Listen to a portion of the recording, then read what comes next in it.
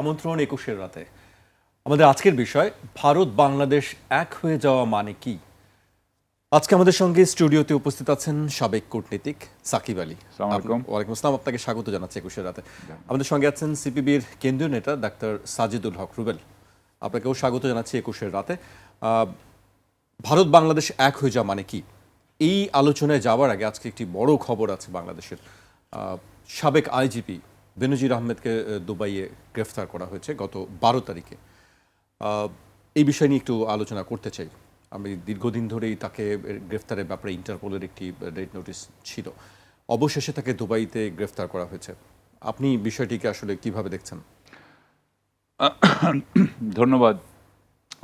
৫ই আগস্টে যখন বিপ্লব হয়, সেই বিপ্লবের পরে তো আমরা তখন বলেছিলাম যে বিপ্লব হাতছাড়া হয়ে গেল, অনেক কিছু অনেক সমস্যা হলো, এবং এখনও আমরা বিপ্লবের আবার ফেরত যেতে পেরেছি বলে মনে হয় না। তবে বিপ্লবের পক্ষে যারা মানুষ ছিল তাদের জন্য আজকে এটা একটা বিরাট সুখবর বলে আমি মনে করি। আপনার মনে আছে, সেই এখন আমার মনে পড়ছে যে বোধহয় চীন মৈত্রী কেন্দ্রে সেই বেনাজির প্রায় আপনার একটু ড্রাঙ্ক হয়ে একটু ড্রিঙ্ক করে কথা বলছিল। আপনার মনে আছে কিনা জানি না। মানে উনি তো বাংলাদেশে শেখ হাসিনার সময় পুলিশের যে কী ধরনের ক্ষমতার উত্তরণ হয়েছিল, কী ধরনের স্বেচ্ছাচারিত হয়েছিল, আইজি কী ধরনের আপনার নিয়ন্ত্রণের বাইরে চলে গিয়েছিলেন, এবং তারা রীতিমতোভাবে প্রধানমন্ত্রীর ডান হাত হিসেবে কাজ করতেন। তো সেই হিসাবে যদিও প্রত্যেকটা আপনার আইজি বা প্রায় প্রত্যেকটা আইজি আসলে শেখ হাসিনাকে সাপোর্ট করেছে। এখানে একটা করি যে 2018-র ইলেকশন বলা হয় জাবেদ পাটোয়ারি সাহেব, তিনি এটা সাজিয়েছিলেন। পরে উনি বোধহয় সৌদি আরবে আমাদের অ্যাম্বাসেডর হন। তারপরে শহীদুল হক সাহেব যিনি ছিলেন, তিনি তো এখনও জেলে আছেন।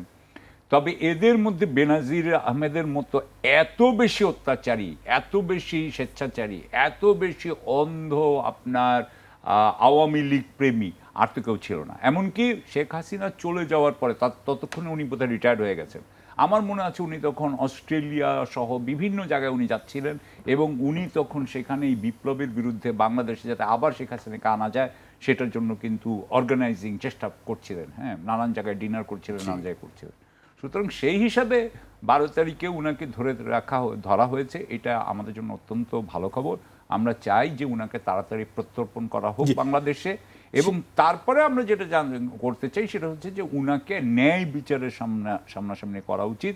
এবং আমাদের আসলে যেটা বের করা, আমি এই ব্যাপারে আমি এটাকে ইম্পর্টেন্স দিই, গুরুত্ব দিই, সেটা হচ্ছে যে বেনাজিরের মাধ্যমে আমরা জানতে চাই যে আসলে পুলিশকে শেখ হাসিনা কত নিকৃষ্টভাবে ব্যবহার করেছে। এবং আমার মনে হয় যে বেনাজিরকে দেখা যাবে, আমার মনে হয় একজন কোতোয়ালির একজন এসআই এর নামটা আমার এখনই মনে পড়ছে না, যে ও রাইট হ্যান্ড ম্যান ছিল, এবং যার মাধ্যমে সে অনেক খুন গুণের সাথেও কিন্তু জড়িত। সো খুন গুণ, আপনার জমি দখল, এগুলো তো ছিল, তো খুন গুণ এগুলোর যাতে বিচার হয়, এবং সে কিভাবে শেখ হাসিনার পক্ষে কাজ করতো সেগুলো আমাদের জানার দরকার। একজন সাবেক কূটনীতিক হিসেবে আপনার কাছে আমি জানতে চাই, যেটি হচ্ছে যে আজকে স্বরাষ্ট্রমন্ত্রীও সংসদে বলেছেন যে তাকে দ্রুত দেশে ফিরিয়ে আনার ব্যবস্থা করা হবে। এই ব্যবস্থাটা কিভাবে করা সম্ভব? কূটনৈতিকভাবে আসলে কি পদক্ষেপ নেওয়া যেতে পারে? প্রথম কথা হচ্ছে তাকে ধরা হয়েছে কুশিয়ার আন্ডারে, এটা আগে আমাদের জানা উচিত। তার মানে আমি ধরে নিব যে একটা ধরনের ইন্টারন্যাশনাল রেড অ্যালার্ট ছিল, বা রেড নোটিশ বলা হয় ওই ইন্টারপোলের।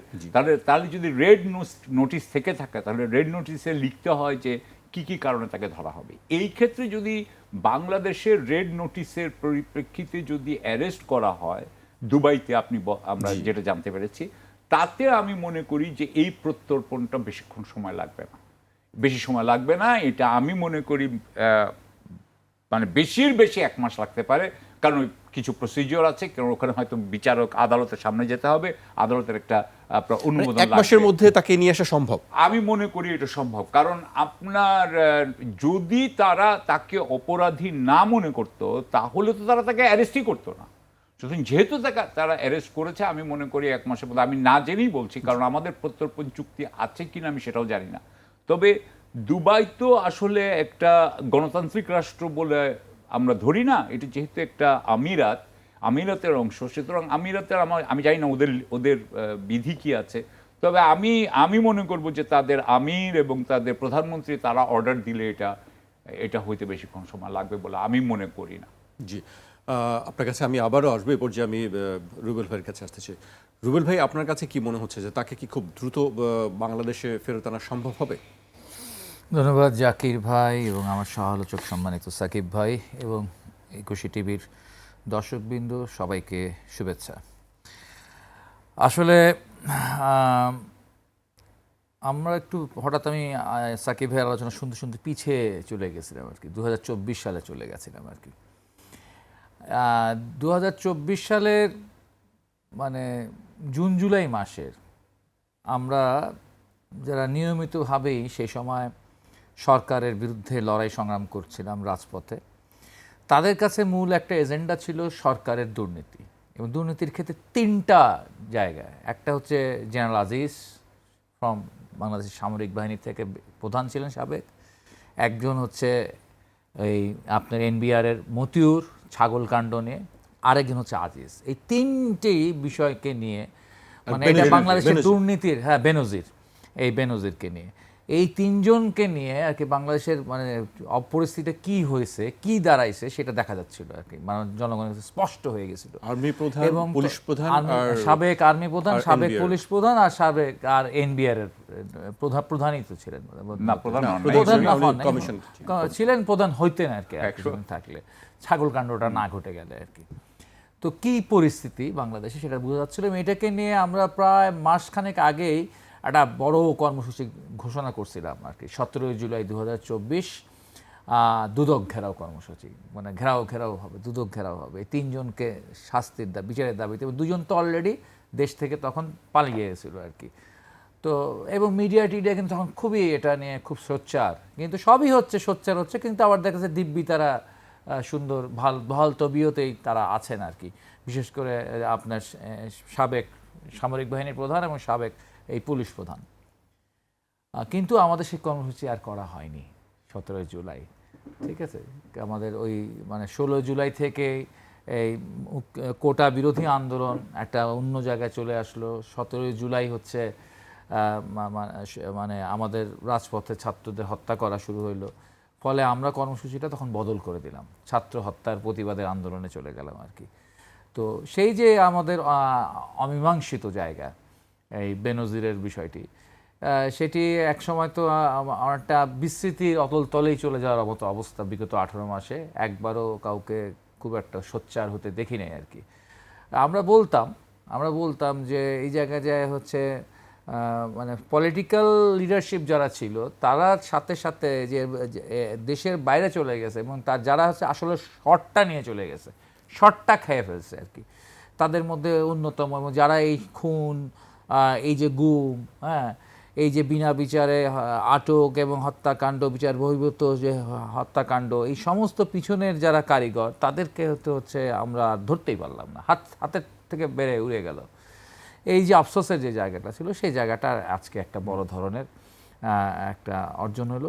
কিন্তু আমরা তো একটু সবসময় সন্দেহবাতিকতায় ভুগি, ঠিক আছে। এত দিন পরে কেন হলো আর কি, কীভাবে হলো আর কি, এটাও একটু জানতে চাই আর কি। এটা এতদিন পর হঠাৎ এত দেরি হলো কেন তাকে গ্রেপ্তার করতে, আবার সম্ভব হলো কেন, দুটোই জানতে চাই আর কি।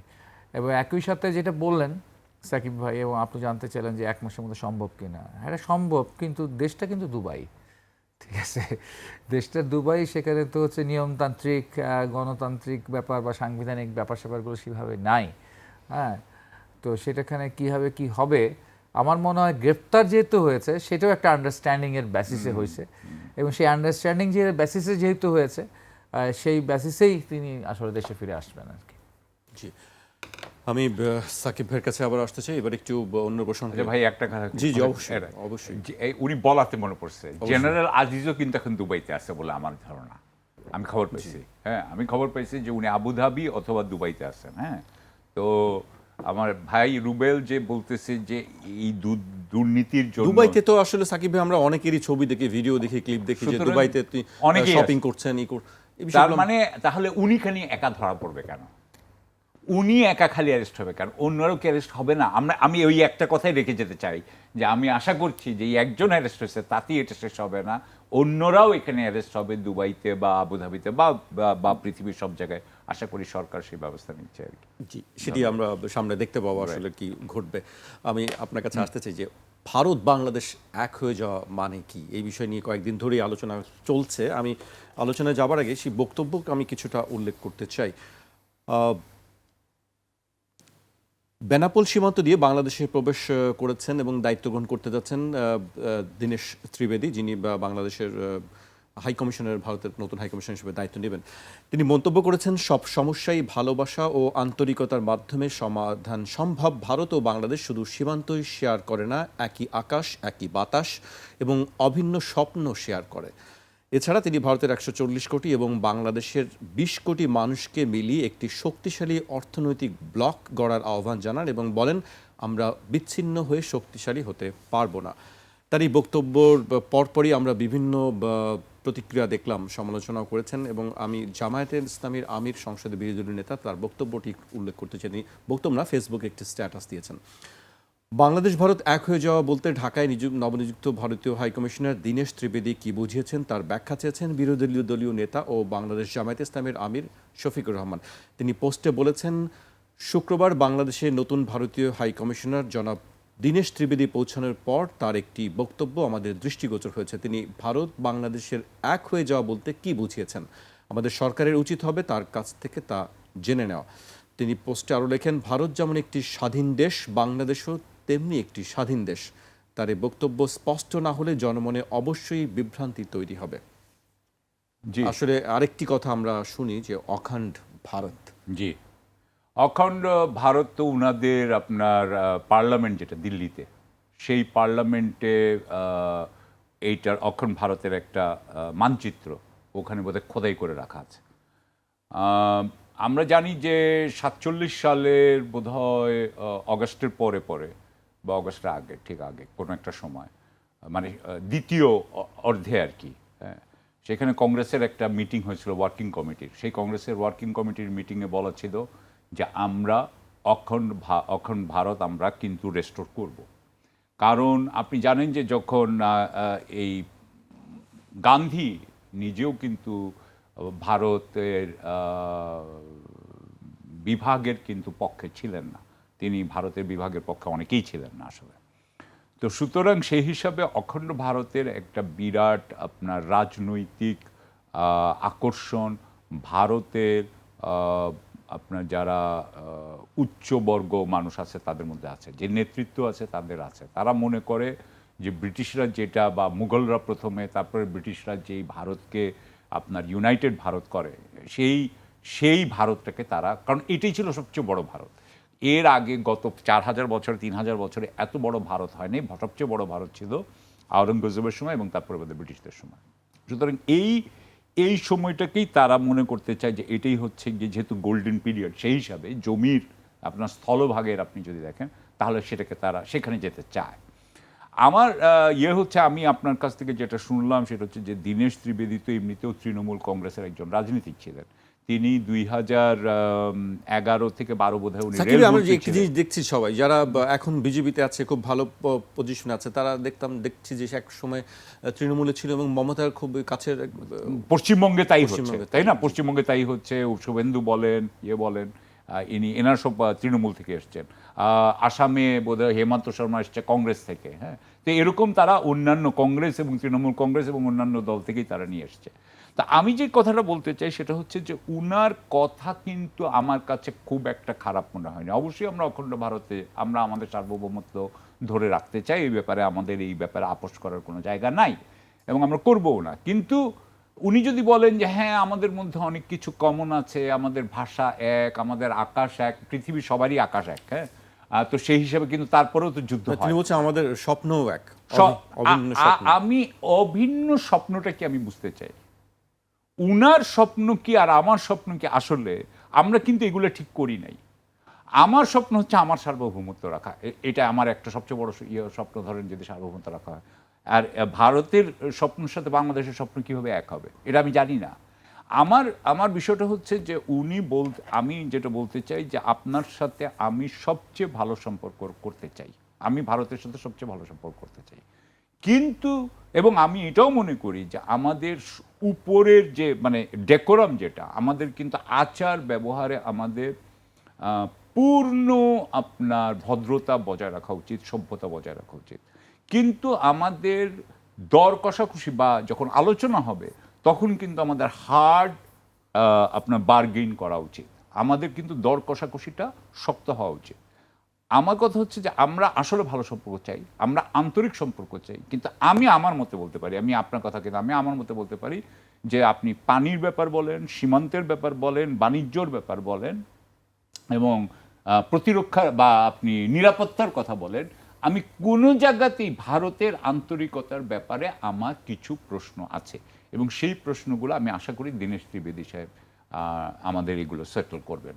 সুতরাং আমি উনার এই কথাকে খুব একটা ইয়ে করছি না, আমি খালি বলছি যে উনি যাতে আমাদের বাংলাদেশের উপরে যাতে এই কথার মাধ্যমে বাংলাদেশের উপরে ভারতের কোনো আধিপত্য বিস্তারের চেষ্টা যাতে না হয়, আমি সেটা আশা করব। জি, আমি রুবেল ভাইয়ের কাছে আসতে চাই। রুবেল ভাই, আলোচনা এই কারণে হয়তো বেশি হচ্ছে, যখন আমরা দেখছি যে সীমান্তে সম্প্রতি আবার দেখলাম যে হত্যা ঘটেছে, আবার একজনকে ধরে নিয়ে তাকে মারধর করা হয়েছে, বাংলাদেশের থেকে ধরে বিএসএফ ধরে নিয়ে গেছে, এবং পুশিনের ঘটনা বাংলাদেশের পক্ষ থেকে আমরা দেখেছি যে ভার্বাল নোট দেওয়া হয়েছে। মে মাস থেকে আমি যদি একটি পরিসংখ্যান দেই, সেখানে আছে যে 2025 সালের ফেব্রুয়ারি থেকে 2026 সালের মে পর্যন্ত বাংলাদেশ ভারত সীমান্তের অন্তত 68টি স্থানে আন্তর্জাতিক নিয়মের তোয়াক্কা না করে বাংলাদেশের অনুমতি ছাড়াই ভারত বিভিন্ন ধরনের অবকাঠামো ও কাঁটাতারের বেড়া নির্মাণের কাজ চালিয়েছে, যা দ্বিপক্ষীয় প্রক্রিয়ার স্পষ্ট লঙ্ঘন। এই বিষয়গুলি এখনো পর্যন্ত কোনো আসলে সমাধান হয়নি। বাংলাদেশ ভার্বাল নোট পাঠিয়েছে, সেটি আমরা দেখছি যে দিল্লিতে বৈঠক চলছিল যে 10 জুন, সেই সময় আনুষ্ঠানিক প্রতিবাদ জানিয়েছে ঢাকা। আপনি আসলে কিভাবে দেখছেন যে আমাদের এই বিষয়গুলো কোনো সুরাহা এখনো পর্যন্ত হয়নি, তার মধ্যেই তিনি এই ধরনের বক্তব্য দিয়েছেন? সেটা কি আসলে ওইটি আড়াল করার জন্য এই বক্তব্য তার? দীনেশ ত্রিবেদীর বক্তব্য আর একটি বিষয় হচ্ছে যে বাংলাদেশের যে অমীমাংসিত বিষয়গুলো, সেগুলার অগ্রগতি কেন হচ্ছে না, দুইটা আলাদা, একেবারে আমি এটাকে আলাদা রাখতে চাই আর কি, দুইটার প্রেক্ষাপটও আলাদা।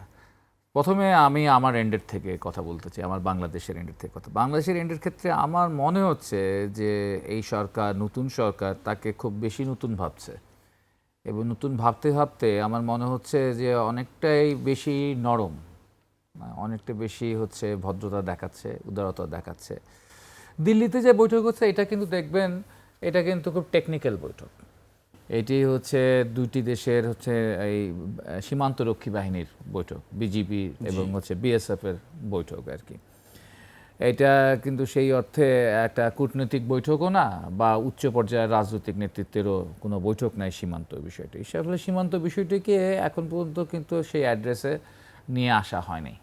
সীমান্তে যে সমস্যাগুলো তৈরি হচ্ছে এইগুলা এখন পর্যন্ত সেভাবে করে অ্যাড্রেস করা হচ্ছে না। এরা এখনও হচ্ছে ওই আমলা পর্যায়ে বা পর্যায়ে আছে। পত্রপত্রিকার মাধ্যমে মানুষ জানতে পারছে, টিভি মিডিয়ার মাধ্যমে মানুষ জানতে পারছে, সোশ্যাল মিডিয়ার মানুষ জানতে পারছে, মানুষের অনেক ক্রিয়া প্রতিক্রিয়া তৈরি হচ্ছে। কিন্তু এটা কিন্তু ক্ষেত্রে সরকার অনেক বেশি ধীরে চলনীতিতে আছেন। এটার কৌশল হতে পারে ধীরে চলনীতি, ঠিক আছে, শক্তির ভারসাম্য সব কিছু বিবেচনা করে কোলাটারাল ব্যালেন্স চিন্তা করে তারা আগাচ্ছে, বা তাদের এখানে আরও কোনো ডিপ্লোম্যাটিক ব্যাপার থাকতে পারে। কিন্তু হচ্ছে এটা বাংলাদেশ এন্ডের ক্ষেত্রে। আর বাংলাদেশের এন্ডের ক্ষেত্রে দীনেশ ত্রিবেদীর কাছ থেকে আমি আর আমাদের প্রত্যাশা করার কিছু না। আমাদের সমস্যা সমাধানের ক্ষেত্রে আমাদের রাষ্ট্রদূতরা, আমাদের হচ্ছে ডিপ্লোম্যাটরা, আমাদের রাজনৈতিক নেতারা, আমাদের ফরেন মিনিস্ট্রি, ঠিক আছে, তাদের উপর হচ্ছে আমাদের আশা এবং প্রত্যাশার জায়গা। তারা কীভাবে বিষয়টাকে ডিল করবে, ইন্ডিয়া কোয়েশ্চেনটাকে তারা কীভাবে ডিল করতে পারবে, সেটা দেখার বিষয় আর কি। এখন পর্যন্ত কিন্তু খুব আশাবাদী কিছু দেখা যায় নাই আর কি। এখন পর্যন্ত যা কিছু হচ্ছে কোনো কিছু আশাবাদী কিছু আমরা এখন পর্যন্ত দেখি নাই আর কি। এখন আপনার যেটা হচ্ছে এই বক্তব্য, দীনেশ ত্রিবেদীর এই বক্তব্য চাওয়া হয়েছে এবং নানা জায়গায় ক্রিয়া প্রতিক্রিয়া দেখা যাচ্ছে। তো দীনেশ ত্রিবেদীর যদি পলিটিক্যাল বা ফিলোসফিক্যাল জায়গা দেখতে হয়, সে কিন্তু সে বিজেপি করে না, সে বিজেপি ঘরানার লোক না, তারা হচ্ছে তৃণমূল ঘরানার লোক। কিন্তু সে তৃণমূল ঘরানা হোক, চাকরিটা তো করতেছে হচ্ছে ভারত রাষ্ট্রের, ঠিক আছে? আপনি যখন হচ্ছে একটা জায়গায় রাষ্ট্রদূত হবেন, তখন আপনার হচ্ছে কোন দল করেন, কোন ছাত্র জীবনে কোন সংগঠন করছেন, বাম করছেন না ডান করছেন দেখার বিষয় না, তখন হচ্ছে আপনার রাষ্ট্রের একজন মানে কর্মচারী বা কর্মকর্তা আর কি। 21 থেকে সে কিন্তু বিজেপি, হ্যাঁ 2021 সাল থেকে, 2021 থেকে সে বিজেপি, 21 থেকে বিজেপি হয়েছে, এর ফলে তো সে তো তার মতাদর্শ পরিবর্তন করেই ফেলছে। ফলে একদা তৃণমূল যদি ধরতে চান, তাহলে একদা তৃণমূলের দুর্নীতিবাজ নেতা ছিলেন, মন্ত্রী ছিলেন তো শুভেন্দু অধিকারী নিজেই, ঠিক আছে? তো ওই একদা সব অনেকেই তৃণমূল থাকতে পারে, কংগ্রেস থাকতে পারে, ওটা আমরা বাদ দিলাম। ফলে দীনেশ ত্রিবেদী আপনার হচ্ছে সেই বিজেপি বা আরএসএস এর যে হিন্দুত্ববাদী যে রাজনীতি, তাদের যে সাম্প্রদায়িক রাজনীতি, যে রাজনীতি এর বিষয়ে হচ্ছে তারা সেইখানে সেইভাবে করে এই হচ্ছে গিয়ে কথাবার্তাগুলো ছুড়ে দেবেন। অমিত শাহ যেভাবে বলবেন, নরেন্দ্র মোদী যেভাবে বলবেন, শুভেন্দু অধিকারীরা যেভাবে বলবেন, হেমন্তরা যেভাবে বলবেন, আমার দীনেশ ত্রিবেদী সেভাবে বলবেন। কিন্তু এই জায়গায় আমার কাছে যেটা মনে হচ্ছে, তিনি অনেকটা মজা করার মতো কথা বলে গেছেন আর কি। এটা হচ্ছে একজন ডিপ্লোম্যাটের সাথে একজন হচ্ছে রাষ্ট্রদূতের সাথে যায় না, ঠিক আছে? যায় না মানে একটা এক ধরনের সীমাকে লঙ্ঘন করা, একটা কূটনৈতিক তো মানে ইয়া আছে, স্ট্যান্ডার্ড আছে, একটা মান আছে, সেটার সাথে যায় না আর কি। যে তিনি খুব কাব্যিক হতে গিয়ে, আকাশ বাতাস মিলেতে গিয়ে, হ্যাঁ স্বপ্ন মানে নিতে গিয়ে তিনি খুব স্পর্শকাতর জায়গায় চলে গেছেন। এই স্পর্শকাতর জায়গায় চলে, হ্যাঁ এটা যদি বিজেপির রাষ্ট্র ক্ষমতা না থাকতো, তারা যদি সেই অখণ্ড ভারতের মানচিত্র তাদের ওই যে যন্ত্র মন্ত্রের ওই জায়গায় দিল্লিতে স্থাপন না করতো, ঠিক আছে, তাহলে এই কথা কিন্তু কোনো কিছু আমরা মাইন্ড করতাম না, আমাদের কিছু যায় আসতো না। হ্যাঁ ঠিকই তো হচ্ছে, আমরা ও বেটা বাংলায় কথা বলে, আমরা বাংলায় কথা বলতেছি, হ্যাঁ ও বেটা আকাশ বাতাস একই রকম, ওয়েদার কাছাকাছি, সব চেহারা ছবি একই রকম লাগে আমাদের, আমরা সেভাবে নিতে পারতাম। কিন্তু ওর তো আরেকটা উদ্দেশ্য আছে, ওদের আরেক ধরনের রাজনীতি আছে, এক ধরনের আধিপত্যবাদের রাজনীতি আছে, যেটা হচ্ছে এই মুহূর্তে ভারতের শাসক দলের মানে তাদের ক্ষমতায় টিকে থাকার জন্য তারা হচ্ছে এই ধরনের উগ্র জাতীয়তাবাদকে তারা হচ্ছে পাল্টেছে এবং এটাকে বিকশিত করতেছে এবং এটাকে দিয়ে তাদের দেশের মানুষের মস্তিষ্ককে তারা পলিউটেট করতেছে এবং সেটার মধ্যে দিয়ে যে ফ্যানাটিক একটা বিশাল ক্রাউড তৈরি করতেছে, সেটাকে একসময় তারা ভোটে রূপান্তরিত করতেছে এবং তারা ভোটে জিততেছে। তো তাদের যে ডেমোক্রেটিক, তাদের যে পলিটিক্স, তাদের পলিটিক্সে তাদের ভোটের রাজনীতির ক্ষেত্রে এটা জ্বালানি হিসাবে দিচ্ছে আর কি। সেই জ্বালানির ক্ষেত্রে হচ্ছে গিয়ে দীনেশ ত্রিবেদী তো সেই রকম কথাবার্তাই বলবেন আর কি। তো এরকম কথাবার্তা বলা রাষ্ট্রদূতকে বাংলাদেশ কীভাবে ডিল করবে? সেটা কি খুব বেশি নতজানু হয়ে ডিল করবে, নাকি সেটা হচ্ছে একটা স্বাধীন সার্বভৌম একটা সাহসী নেতৃত্ব আমরা দেখব? এটা আমরা দেখতে চাই। আমরা দেখতে চাই। আমাকে একটা বিরতিতে যেতে হচ্ছে, একটা বিরতি নিচ্ছে, ফিরছি এখনই।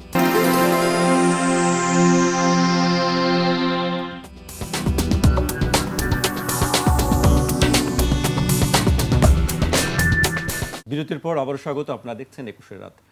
আমাদের সঙ্গে আছেন সাবেক কূটনীতিক সাকিব আলী এবং সিপিবির কেন্দ্রীয় নেতা ডাক্তার সাজিদুল হক রুবেল। আমি সাকিব ভাইকে দিয়ে আবার শুরু করতে চাই। সাকিব ভাই, আপনি বেশ কয়েকবার বলছেন, একজন সাবেক কূটনীতিক হিসেবে বলছিলেন যে আসলে বাংলাদেশের সঙ্গে সব দেশেরই সম্পর্ক বন্ধুত্বপূর্ণ এবং স্বাভাবিক সম্পর্ক, কারোর সঙ্গে মানে বৈরিতা বা শত্রুতা এগুলো কোনো কেউ কাম্য করে না। কিন্তু আমরা চাই বা না চাই, আমরা কয়েকদিন ধরেই দেখছি যে বাংলাদেশের পক্ষ থেকে ভার্বাল নোট দেওয়া হয়েছে, বলা হচ্ছে, প্রতিবাদ জানানো হয়েছে। ভারতের থেকে যে আমরা দেখছি, আমি কয়টা সীমান্তের নাম বলবো, আজকেও অনেকগুলো সীমান্তে একই ঘটনা খবরে সবাই জানি আমরা।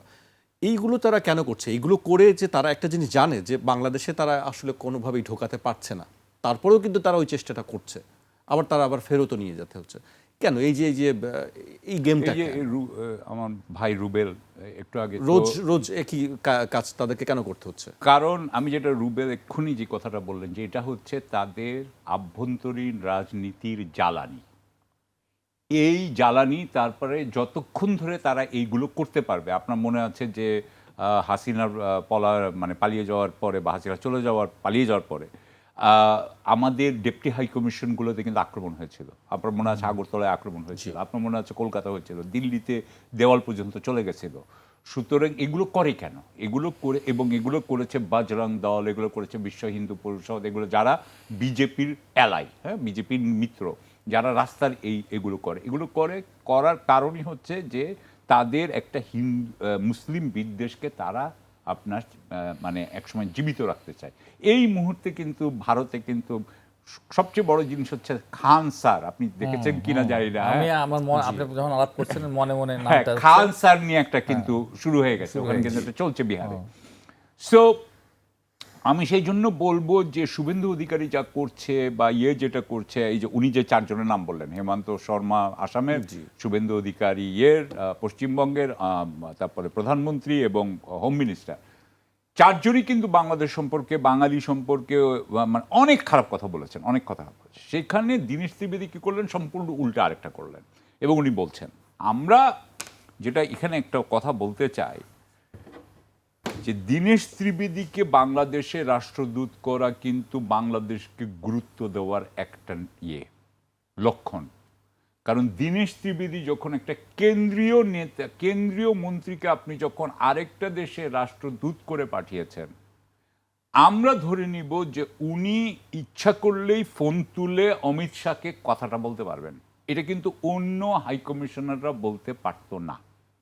সেই হিসাবে ইনি কিন্তু অনেক হাই লেভেলের একজন মানুষ এসেছেন রাষ্ট্রদূত হিসেবে, কেন্দ্রের মন্ত্রী ছিলেন। সুতরাং আমরা এখন আশা করব যে আমাদের বাংলাদেশের সরকার উনার সাথে নিবিড়ভাবে আলোচনাগুলো করবে এবং বলবে যে আপনি ডাইরেক্টলি এটা নরেন্দ্র মোদীকে জানান যে এইটা যদি করতে না পারেন তাহলে বাংলাদেশের সাথে সম্পর্ক উন্নয়ন হচ্ছে না।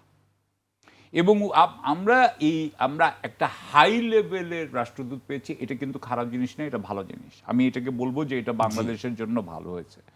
তবে এবং উনি রাজনৈতিক ব্যক্তি, উনি তার কূটনীতিক ওইভাবে না, রাজনৈতিক ব্যক্তি বলে 55 বছরে বাংলাদেশের ইতিহাসে এই প্রথম বলা হচ্ছে যে রাজনৈতিক ব্যক্তি আসছেন। তো রাজনৈতিক ব্যক্তি আসলে ওই আকাশ বাতাস এগুলো একটু বলেই, হ্যাঁ, এটা একটু বলেই, আমাদের রুবেল আছে এখানে, রেটরিক, এক্স্যাক্টলি রেটরিক বলবে, এটা বলবেই। সুতরাং আমরা এখানে উনাকে একটু একটু করে বুঝাইতে হবে যে এই কথাগুলো বাংলাদেশে, আপনি কলকাতায় যেটা বলতে পারেন সেটা ঢাকায় এসে আপনি বলার আগে আপনাকে বুঝতে হবে যে বাংলাদেশের মানুষ এটা কিভাবে নিচ্ছে। এবং আপনি যে কথাগুলো বললেন, সীমান্তে যখন গতকালকে একজনকে ধরে নিয়ে গেছে, তার আগের দিন একজনকে মেরে ফেলছে, সেই সময় যদি বলা হয় যে আমাদের দুইজনের বাংলাদেশ এবং ভারতের স্বপ্ন এক, এটা কোনো মতেই আমাদের কাছে গ্রহণযোগ্য হবে না।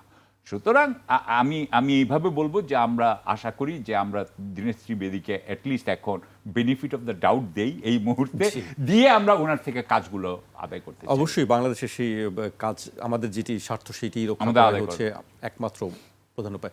আমি রুবেল ভাইয়ের কাছে আসতেছি। রুবেল ভাই, আমরা দেখলাম যে বিজিবি পক্ষ থেকেও আমরা দেখলাম বিজিবি যে একটা সংবাদ দিয়েছে, একটা বিজ্ঞপ্তি সেখানে দেখলাম যে তাদের উপরে হামলার চেষ্টা করেছে ভারতীয় চোরা কারবারিরা, এবং বিজিবিও তাদের উপরে পাল্টা গুলি চালিয়েছে এবং তারা কয়েকজন আহত হয়েছে সেখানে। মানে এই অবস্থা কি সীমান্তে চলতেই থাকবে? মানে ওরা পাঠাবে ঠেলে, আমরা ওদিকে গুলি করব, আমাদের এখান থেকে লোক ধরে নিয়ে যাবে, ওদিকে গুলি করে মারবে, পেটানো হবে। এই কি কিছু কিছু বিষয় তো এটা কি আমরা আভ্যন্তরীণ রাজনীতি কি এগুলো লাগবে না? এটা আসলে কি চোরাচালান তো আজকে শুরু হয়নি, এটা যুগ যুগ ধরেই চলছে। এটা যুগ যুগ ধরেই, মানে 54 বছর ধরে এখানে চোরাচালান পৃথিবীর সব সীমান্তেই আছে না? এটা মানে যখন ওই সীমান্ত ভাগ হয়েছে, রেড ক্লিফ বর্ডার তৈরি করার পর থেকে এটা আছে। এখানে হচ্ছে নানান রকম মানে চোরাচালান থাকবে। এটা শুধু হচ্ছে বাংলাদেশ ভারত সীমান্তে চোরাচালান হচ্ছে তা না, বাংলাদেশ মায়ানমার সীমান্তেও কিন্তু চোরাচালান হয় আর কি। আর চোরাচালানের সময় তো হচ্ছে বাংলাদেশের সীমান্তরক্ষী বাহিনীর দরকার হার্ড লাইনে যাওয়া, ঠিক আছে? এবং তখন হার্ড লাইনে যেতে গিয়ে কোনটা বাংলাদেশের মানুষ আর কোনটা ভারতের চোরা কারবারি, তাদেরকে এভাবে করে পার্থক্য করার সুযোগ নেই। চোরা কারবারি ইজ চোরা কারবারি। বাংলাদেশের চোরা কারবারিকে আমি হচ্ছে ভারতের চোরা কারবারিকে আমি আরো বেশি আদর করব, সালাম দিব, ফরেনার বলে তাকে সালাম দিব, তা তো ব্যাপার না। তাকে যেখানে হচ্ছে গুলি চালানো সেখানে গুলি চালাতেই হবে, ঠিক আছে? আমাদের মানুষরা যখন মারা যায় তখন তারা কিন্তু সেটা দেয়, এক্সপ্লেনেশন দেয় তারা, যে এটা তো ওরা স্মাগলিং করতে আসছে তাই গুলি করছি। তো আমাদেরও এখানে তোমরা স্মাগলিং করে যাবা আর আমরা ভদ্রতা করে হচ্ছে সেটা ছেড়ে দেব, তা তো না, ঠিক আছে? ফলে হলো এই জায়গাটা বাংলাদেশের আইন অনুযায়ী, আন্তর্জাতিক আইন অনুযায়ী বাংলাদেশের যতটা করা হওয়া দরকার সীমান্তে ততটা করা তার থাকা দরকার। আর আপনি যদি বলতে চান যে এটা কতকাল চলবে? তো এটা কতকাল ওরা এই যে ঠেলে পাঠানোর বিষয়টা কি এটা চলতেই থাকবে না এক জায়গায় গিয়ে এই থামবে? ঠেলে পাঠানোর বিষয়গুলোর সাথে আমাদের হচ্ছে ইয়া খুব ইভাবে বলছেন আমার সাকিব ভাই, তার সাথে হচ্ছে আমি আরেকটু বাড়িয়ে দিই আর কি। দেখেন, এই ধরনের ঠেলাঠেলি, ঠিক আছে, তারা যেমন সীমান্ত করে তাদের দেশের ভিতরেও করতেছে। সাকিব ভাই একটা শব্দ, একটা ব্যক্তির নাম উচ্চারণ করছে, খান স্যার, ঠিক আছে। এই খান স্যারের ব্যাপারটা যদি হচ্ছে একটুখানি আমরা মানে ওই শব্দ বলে থেমে যাই, তাহলে কিন্তু হচ্ছে দর্শকরা না, বুঝবে আপনার না কাছ থেকে বিস্তারিত বা আমি শুনতে চাই, বুঝলাম না। দর্শকরা জানতে চায়। সাকিব ভাই বিস্তারিত জানেন, আমিও সুযোগ পেয়ে গেছি, আমি একটু বলি।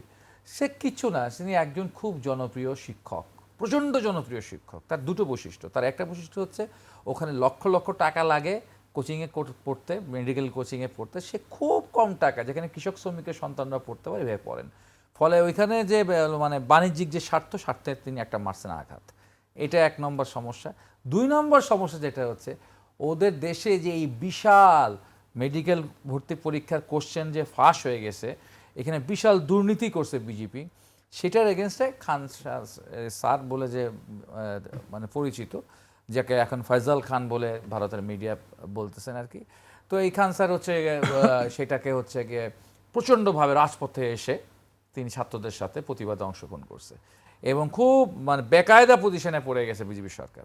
যেই বিজেপি সরকার বেকায়দা পজিশনে পড়ে গেছে, তখনই তারা শুরু করে দিল খান স্যার, ফয়জাল খান, মুসলমান, অ্যান্টি ন্যাশনাল, ঠিক আছে, টুকরা টুকরা গ্যাংয়ের লোক, হ্যাঁ, ভারতকে টুকরা টুকরা করতে চায় এরা, ঠিক আছে।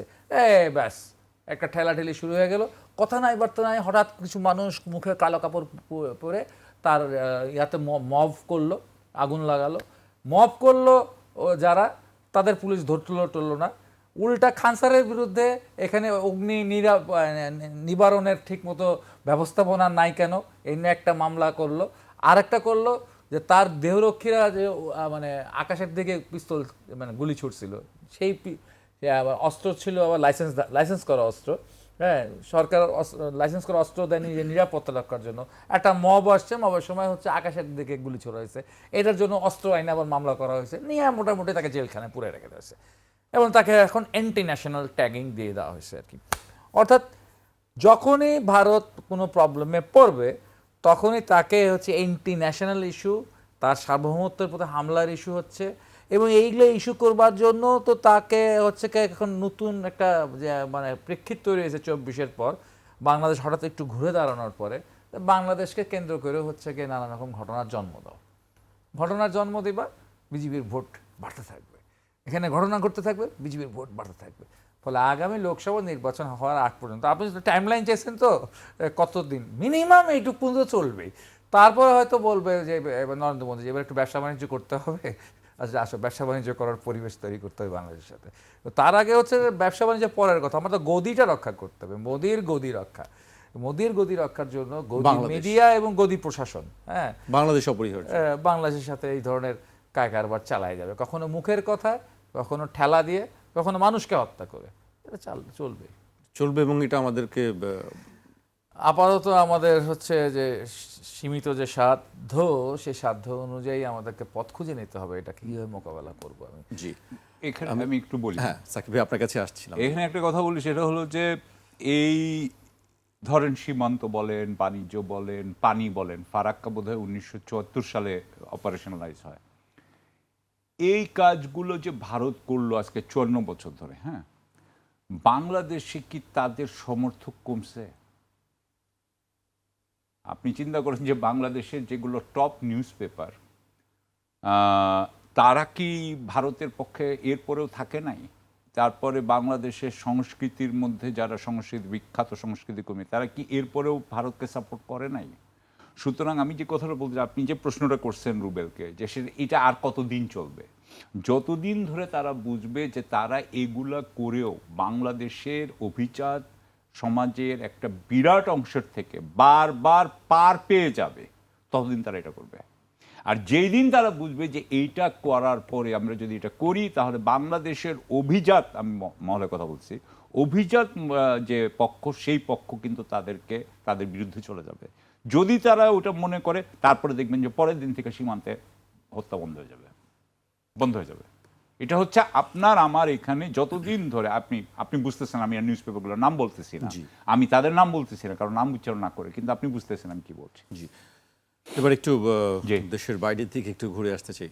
ডোনাল্ড ট্রাম্প 14ই জুন ছিল তার জন্মদিন। তার খুব ইচ্ছা ছিল যে জন্মদিন দিন হয়তো শান্তি চুক্তি একটা কিছু করবেন। ইরান থেকে বলেছে এই ধরনের কোনো সম্ভাবনা নাই। উনি বারবার এরকম কোনো কথা বলছেন কেন, যে আজকে হবে, কালকে হবে, 2 দিন পর হবে? বিষয়টা কি আসলে? না, এমনিতে তো উনি এখন আসলে এমন একটা ফাঁদে পড়ে গেছেন যে উনাকে বের হতেই হবে। আমি আপনার গত অনুষ্ঠানে এটা বোধহয় বেশি দিন আগের কথা না, 5 দিন আগে বলেছি যে জুনের মধ্যেই চুক্তি হইতে হবে, সেদিন বলছিলাম। তো জুনের মধ্যে চুক্তি হইতে হবে, এখন কিন্তু এর মধ্যেই হইতে হবে, এটা হইতে হবে এখন। কিন্তু উনি যেরকম 14ই জুন বলবেন আর সাথে সাথে 14ই জুন হয়ে যাবে, ইরান এগুলো মানবে না। হ্যাঁ, ইরান বুঝে ফেলছে যে ট্রাম্পকে সে কিভাবে, ট্রাম্প কার্ড কি এখন ইরানের ট্রাম্পের হাতে? উপর, হ্যাঁ ট্রাম্প কার্ড ইরানের হাতে এখন। অবশ্যই 100% ট্রাম্প কার্ড হচ্ছে ইরানের হাতে। এবং ইরানের, কারণ ইরান যদি হরমুজ প্রণালী না খুলে আর কয়েকদিন পরেই আর জেট ফুয়েল থাকবে না, ইউরোপে প্লেন উঠতে পারবে না। হ্যাঁ, আপনার সুতরাং এখন খুব, এবং আমি অন্য কথাগুলো বাদ দিচ্ছি, আপনি সেই সারের কথা বলেন, আপনি প্লাস্টিকের কথা বলেন, আপনি নানান ধরনের কনডেন্সেটের কথা বলেন, ওগুলোর মধ্যে যাচ্ছি না, গ্যাস, সো সব কিছু মিলিয়ে এটা এই হরমুজ প্রণালীকে জুলাই আগস্টের মধ্যে খুলতে হবে। সেই জন্য খোলার জন্য ইরানের সাথে চুক্তি করা ছাড়া কোনো উপায় নাই। এবং এবং এবং এটা এটা এটা এইটার সাথে আরেকটা জিনিস সম্পর্ক আছে, সেটা হচ্ছে যে ট্রাম্প জানে যে যত দেরি হচ্ছে এটা, হ্যাঁ, যত দেরি হয়ে যাচ্ছে এই চুক্তিটা করতে, ধরেন এটা যদি, কারণ এইটার যে ফলাফলটা হবে সেটা হবে হচ্ছে মধ্যবর্তী নির্বাচনে, যেটা নভেম্বরে হবে। নভেম্বরে যদি ডেমোক্রেটরা জিতে যায়, যেটা জিতে যাওয়ার কথা হাউসে অর্থাৎ নিম্ন কক্ষে, যদি জিতে, এবং উচ্চ কক্ষেও তাদের ভালো করার কথা, জিততেও পারে, খুব চান্স কম, সম্ভাবনা কম। তারা যদি জিতে যায় নিম্নকক্ষে, তাহলে নিম্নকক্ষ আগামী 2 বছর ধরে ইয়ে করবে, ট্রাম্পের কিন্তু বিরুদ্ধে কিন্তু আপনার তদন্ত করবে এবং নানান ধরনের হিয়ারিং করবে। ফলে কিন্তু ট্রাম্প কিন্তু একটা বিরাট অ্যামাউন্ট হারাবে। আপনি জানেন যে ইতিমধ্যে ট্রাম্প কিন্তু এখন মানে রাষ্ট্রের ক্ষমতা ব্যবহার করে নিজের এবং নিজের পরিবারকে কিন্তু ধনী করে ফেলতেছে, যেটা কিন্তু এক ধরনের দুর্নীতি। সেই দুর্নীতিগুলো করাও কিন্তু ট্রাম্পের জন্য অত্যন্ত কঠিন হবে। সেই জন্য ট্রাম্প এখন খুব তাড়াতাড়ি একটা কিছু করে যাতে নির্বাচনে যদি জিততে পারে, মানে রিপাবলিকানদেরকে জেতানোর জন্য সে মরিয়া হয়ে গেছে। এবং এতই মরিয়া হয়ে গেছে, সেখানে তো আমরা গতবার এগুলো নিয়ে আলোচনা করেছি যে ইসরায়েল হচ্ছে গিয়া যে চাচ্ছে না যে যুদ্ধটা বন্ধ হোক, যে চাচ্ছে না এই চুক্তিগুলো হোক, যে চাচ্ছে না এই শান্তিটা হোক। এবং এখন কিন্তু ট্রাম্প নিজেকে বাঁচানোর জন্য তার বিবি নেতানিয়াহুকে আটকানো ছাড়া আমরা কোনো ইয়ে দেখি না, আমরা কোনো উপায় দেখি না। তাকে তো বলেই দিয়েছে টেলিফোনে যে তোমাকে একাই লড়তে হবে, আমরা তোমার এই সঙ্গে নেই, বিবিকে সেটাই বলেছে। এবং আমার মনে হয় যে এই ব্যাপারে আরেকটা কথা বলা দরকার, যে ইসরায়েলের কিন্তু মানে নিজের অস্তিত্ব নিয়েও কিন্তু সংকটে পড়তে যাচ্ছে। এবং সেই জন্য ইসরায়েল, আমার মনে হয়, আমি চিন্তা করছিলাম যে ইসরায়েল কি করবে। ইসরায়েল 2030-এর মধ্যে কিন্তু নিজেকে স্বয়ংসম্পূর্ণ করার চেষ্টা করবে। এখন পর্যন্ত সে কিন্তু আমেরিকার হেল্প ছাড়া, আমেরিকার সাহায্য ছাড়া সে কিন্তু ইরানকে আক্রমণ করতে পারে না। বা ইরান যখন মিসাইলগুলো মারে, তখন কিন্তু আমেরিকানরাই ওই রেডার ইউজ করে করে ওগুলোর বিরুদ্ধে প্রতিরক্ষা ব্যবস্থা করে। সুতরাং সেই জিনিসগুলোর থেকে সে আমেরিকা, এখন তো ইদানিং আপনি দেখতেও পাচ্ছেন যে আমেরিকাতেও কিন্তু 2 ভাগে ভাগ হয়ে গেছে। এক ভাগ হচ্ছে যে যারা মনে করে আমেরিকা ফার্স্ট, আরেক ভাগ মনে করে ইসরায়েল ফার্স্ট। সুতরাং এইভাবে আস্তে আস্তে কিন্তু নির্বাচনটা এইভাবে হতে যাচ্ছে এইদিকে। যদি এইদিকে যায়, তারা জানে যে আমেরিকার থেকে তাদের সাপোর্ট আরও কমে যাবে। সুতরাং সেই হিসাবে চিন্তা করে তারা নিজেরাই, আপনি তো জানেন তো তাদের প্রায় 100-র মতো বোধহয় পারমাণবিক অস্ত্র আছে। আর বাকিটা যদি তারা করতে পারে, তার মানে আরও তারা চেষ্টা করবে আগামী 2 থেকে 3 বছরের মধ্যে, এখন যদি না পারে 2 থেকে 3 বছরের মধ্যে আবার ইরানের সাথে যুদ্ধ শুরু করা। কারণ তারা কেয়ার করে না হরমুজ প্রণালী বন্ধ থাকুক আর না থাকুক, দে ডোন্ট কেয়ার গ্লোবের কি হোক না হোক, তারা এগুলো কেয়ার করে না। আর এই আগামী 2-3 বছর কি হবে, আগামী 2-3 বছর যদি ওরা যুদ্ধ করতে না পারে, ইসরায়েল যদি আক্রমণ করতে না পারে, তাহলে আপনি ধরে নেন যে মোসাদকে ব্যবহার করা হবে আপনার ইয়ের ভিতরে অস্থিতিশীল করার জন্য, ইরানের ভিতরে অস্থিতিশীল করার জন্য, এবং ওইখানে অন্যান্য কুর্দি বা অন্যান্য আপনার যারা ওখানকার সরকারের বিরোধিতা করে তাদেরকে ব্যবহার করা হবে যে ওইখানে কোনো ইনসার্জেন্সি তৈরি করা যায় কিনা। জি, আমি রুবেল ভাইয়ের কাছে আসতেছি। রুবেল ভাই, আপনি আসলে শেষ কি দেখছেন, বা ইসরায়েল কি করবে? ইসরায়েল কি একাই হয়ে যাবে, নাকি যুক্তরাষ্ট্র তার কথা যা বলছে সেটি আসলে কথার কথা? যুক্তরাষ্ট্রের কথা একটা আর ট্রাম্পের কথা আরেক রকম আর কি, ঠিক আছে? যে কোনটা আসলে সত্যিকারের যুক্তরাষ্ট্রের কথা এখন আর ওই এই ট্রাম্পের কথা দিয়ে সেটা বুঝতে পারবেন না আর কি। হ্যাঁ, ওই যে সে যে বললো যে আমার জন্মদিনের দিন চুক্তি করব, সেটার জন্য যুক্তরাষ্ট্র কি প্রিপেয়ার্ড কি না সেটা তো আমরা জানি না আর কি। ফলে এক মহা পাগলের খপ্পরে আমেরিকা এবং সারা দুনিয়ার মানুষ পড়ে গেছে আর কি। তো তারপরও দেখবেন যে জাতে মাতাল তালে ঠিক বলে একটা শব্দ আছে, ট্রাম্প কিন্তু অনেকটা তাই আর কি। খুব পাগলামি করতেছে, কিন্তু ঠিক ঠিক জায়গায় যখন যেটা স্ট্রোক করা দরকার, যখন যে কনস্পিরেসিটা করা দরকার, যখন যে স্ট্রোকটা দেওয়া দরকার, তখন সে সেই স্ট্রোকটা দিচ্ছে আর কি। ফলে তাকে একেবারে দুর্বল ভাবার কোনো সুযোগ নাই। তো এখন একটা প্রশ্ন হচ্ছে যে ইসরায়েল আপনার হচ্ছে গিয়ে থামবে কিনা, ঠিক আছে? আমেরিকাকে থামতে হবে বা ট্রাম্পকে থামতে হবে, এটা আমরা নিশ্চিত হয়ে গেছি।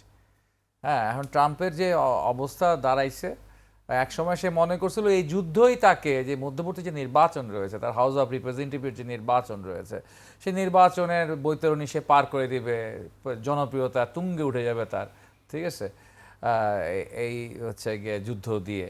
কিন্তু সেটাতে দেখতেছে যে তার জনপ্রিয়তা উল্টা ধস নেমেছে আর কি। ফলে তার জন্য এখন এটা হলো গলার কাটা হয়ে গেছে। এই জায়গায় একটা সলিউশনে তাকে আসতে হবে, এবং সারা পৃথিবীর অর্থনীতি এবং আমেরিকার অর্থনীতি সব কিছু মিলিয়ে, তেলের দাম মিলিয়ে আরও অনেকগুলো ব্যাপার রয়েছে, এই সমস্ত প্যারামিটারগুলো যদি হিসাব করি তাহলে হচ্ছে কি তাকে খুব যত দ্রুত সম্ভব, মানে আজকে 14 জুন হলে ভালো, খুব ভালো, সব কিছু স্বাভাবিক হইলে কালকে হইলেও ভালো, মানে যত দ্রুত সম্ভব আমেরিকার জন্য যে এই জায়গা থেকে ভাই ছেড়ে দে মা, কেঁদে বাঁচি, ঠিক আছে? এই জায়গায় ট্রাম্প পৌঁছে গেছে। কিন্তু ঝামেলাটা হইলো হচ্ছে আপনার হচ্ছে জায়নবাদীদের, ঝামেলাটা হইলো নেতানিয়াহুর, ঝামেলাটা হইলো ইসরায়েলের। যে ইসরায়েলের ইলেকশনের সামনে, তাদের আবার সামনে ইলেকশন আছে, সেই ইলেকশনের মুডটা আবার ভিন্ন। তার মুডটা হলো যে সে ভাবতেছে যে এটা যদি হচ্ছে যত দীর্ঘমেয়াদ হবে তত তো আমার লাভ, কারণ হচ্ছে ক্ষয়ক্ষতি তো আমার খুব বেশি হয় না আর কি। আমি তো আমেরিকার থেকে ভালো সমর্থন পাচ্ছি, ভর্তুকি পাচ্ছি, টাকা পয়সা পাচ্ছি, হ্যাঁ, আমার ওয়ার ইন্ডাস্ট্রি হচ্ছে গিয়ে ফুলে ফেপে বড় হচ্ছে। ইভেন কি আমেরিকার মাটিতেও আমাদের লোকদের হচ্ছে, এই যে আমেরিকার যে ওয়ার ইন্ডাস্ট্রি, সেটা হচ্ছে আমেরিকার অর্থনীতির 35% নিয়ন্ত্রণ করে। আর ওই ওয়ার ইন্ডাস্ট্রির মধ্যে আবার হচ্ছে গিয়ে 60% মানে 25% নিয়ন্ত্রণ করে হচ্ছে জায়নিস্টরা। ফলে যত বোমা পড়বে, যত আপনার দেখা যাচ্ছে কি এখানে এত ডলার খরচ হয়ে গেছে, সবাই খুব হাহাকার করতেছে। হ্যাঁ, কিন্তু দেখুন এই এত ডলারটা যাচ্ছে কোথা থেকে? রাষ্ট্রীয় কোষাগার থেকে আমেরিকার যাচ্ছে। এইটা এটা কোথা থেকে জেনারেট হচ্ছে? এটা জনগণের ট্যাক্সের টাকা, জনগণের, অর্থাৎ জনগণের ট্যাক্সের টাকা খরচ হচ্ছে কতিপয় যুদ্ধ ব্যবসা যারা করতেছে তাদের পকেটে টাকাগুলো জমছে, অর্থাৎ সেই টাকার একটা অংশ জমছে কিন্তু জায়ানবাদী হচ্ছে ওয়ার ইন্ডাস্ট্রির লোকদের হাতে আর কি। ফলে এই যুদ্ধ চলা, একদিকে যেমন গ্রেটার ইসরায়েলের পলিটিক্স আছে, একদিকে এটা আমরা অতীতে সাকিব ভাই আলাপ করছিলাম, আমি আলাপ করছিলাম যে নেতানিয়াহু যদি হচ্ছে এখন যুদ্ধ বন্ধ করে দেয়, ওর কোয়ালিশন গভর্নমেন্ট পড়ে যাবে, কোয়ালিশন গভর্নমেন্ট পড়ে গেলে ওর সরাসরি জেলখানায় ঢুকে যেতে হবে। এটা পুরো আলোচনা আবার একটু মনে করে দিলাম, ঠিক আছে? এইটা তো আছেই, তার সাথে আছে যুদ্ধ যত চলবে তত লাভ, যত চলবে তত লাভ, ঠিক আছে? কেন ভাই হচ্ছে মানে যুদ্ধ বন্ধ করবো আর কি, ঠিক আছে? তাদের লাভ লোকসান আসলে তারাই। আর এদিকে মানুষ মরবে। জি, আমাকে শেষ করতে হচ্ছে আজকে এখানে। আপনাদের দুজনকে অনেক ধন্যবাদ আমাদেরকে সময় দেওয়ার জন্য। আজ এখানে শেষ করছি, কাল আবার দেখা হবে ঠিক রাত 12টায়।